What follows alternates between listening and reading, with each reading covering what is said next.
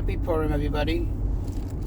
Today, as it's Purim, and everything is v'nahafochu. V'nahafochu, as the Megillah tells us, everything was turned upside down. So I'm not going to be recording, as I always do, from the comfort of my office.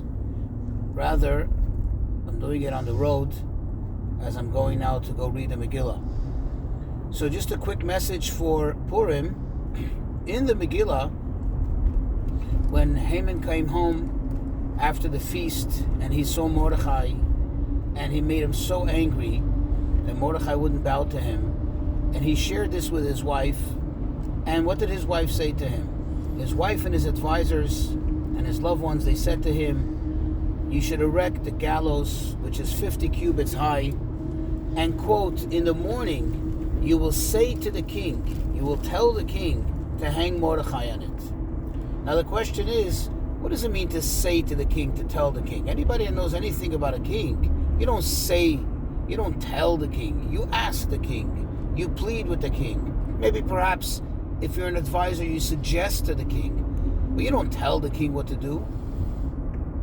This tells us the enormity of the power that Haman had. Haman was able to, yes, he was able to tell the king what to do. He was able to say to the king, you do such and such.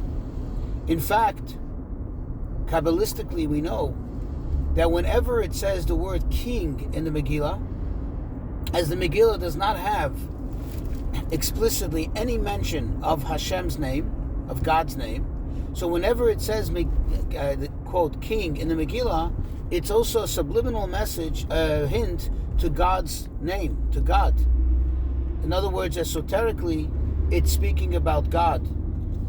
Thus, this could also be read to imply that Haman had the power even, so to speak, to tell God what to do in that phase of the decree, as God was waiting for the miracle to unfold. This tells us something very powerful.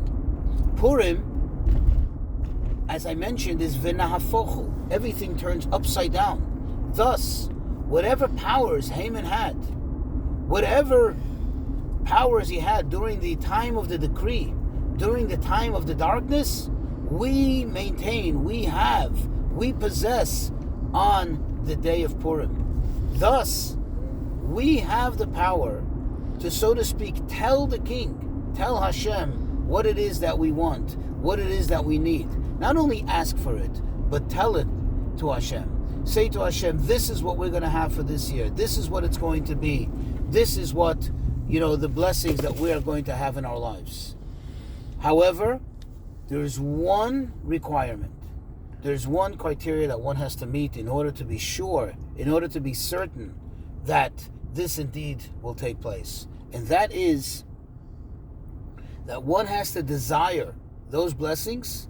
One has to have a passion and a want for those blessings, the equivalent of the passion and desire that Haman had to do away with Mordechai. So I wish you all, take advantage of the day. I wish you all that you indeed have that strong passion about all the good things you want in your life, strong enough that you can tell Hashem today what it is you want, and certainly you will get it. Happy Purim.